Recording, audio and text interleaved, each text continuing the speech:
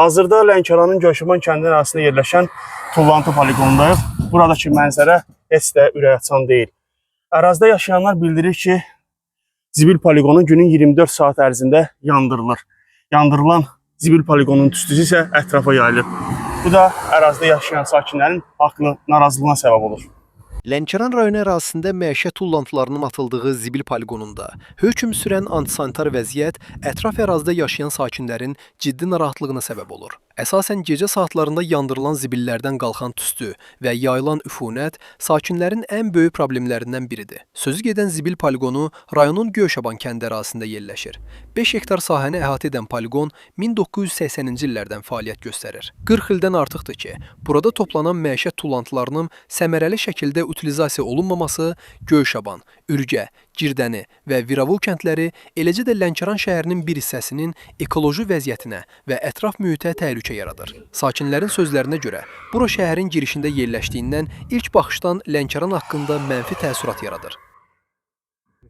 Bu zibil poligonu 30 ildən çoxdur ki, bu kəndin ərazisində. Çoxdur. Sizin problem yaradır. Nə kimi problemlər yaradır? Problem var, duman, yandırırlar, onun tüstüsü boğur bizi. Nəfəs almaq olmuyor. Körpə uşağım var. Mən özüm xəstəyəm. Neçə illik xəstəsiyəm, qaraciyərdən xəstəyəm. Nəfəs almaq olmuyor. Onun çətin məsələdir o məsələ. Heç kim də ona acab çəkmir. Çox əziyyət çəkirik. Onu cəhsərlər canımız qurtarar. Daha çox yay aylarında problem yaranır da sizin. Yaydadır, daha çox yay. Qışda gəldi bu qalxır göyə gedir, dansa belə də yandırmır. İndi bax indi istidir. Bir dəfə gəlir səhər tezdən görsən də tüstü basır. Qaçıram gedirəm kuruqda biraz otururam görəm orada gəlir basır. Bir qalmışıq belə avara. Pəncərə qapını da yəqin açmaq olmur. Yox, mən özüm kasir işdə də bilmirəm. Belə ziyandır.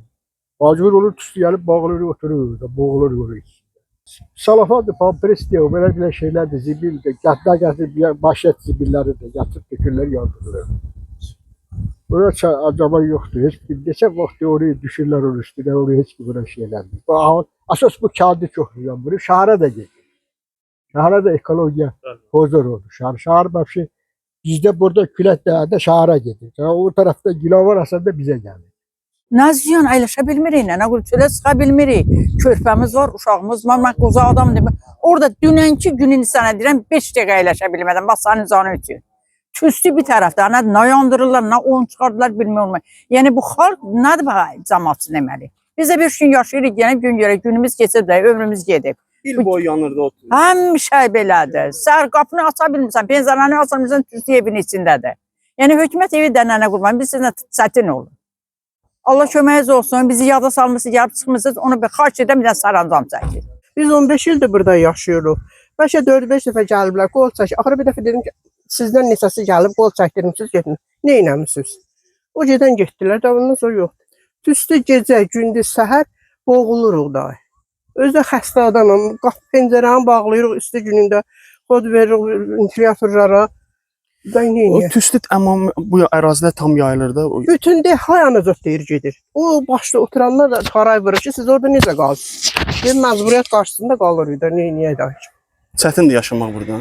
İtarə eləyirik da, köçmüşük də başına dedim, para gedə. Sənə qurban.